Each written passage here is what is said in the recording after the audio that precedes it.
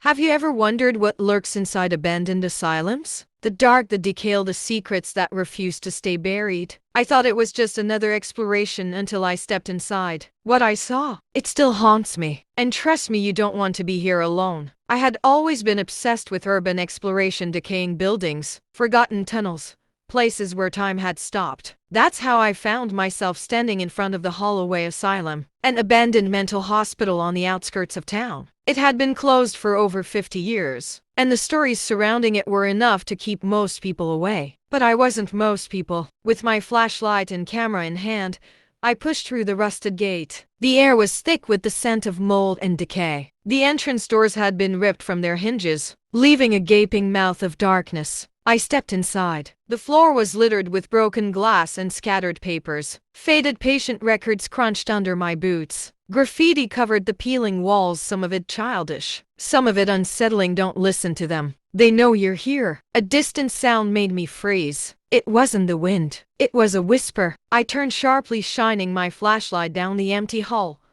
Nothing.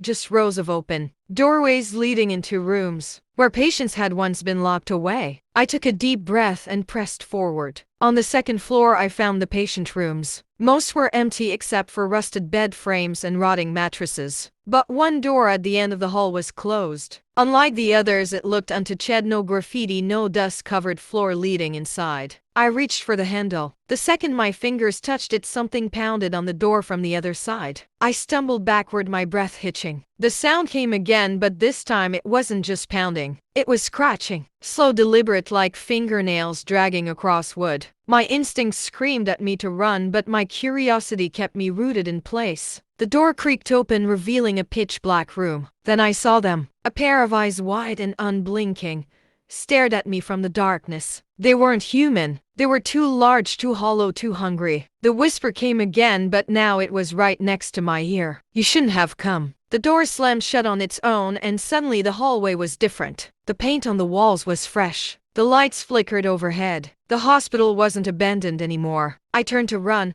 but the hallway stretched endlessly in both directions. The air was filled with the distant screams of patients. I wasn't in the Holloway Asylum anymore. I was inside its memories, and the asylum wasn't going to let me go.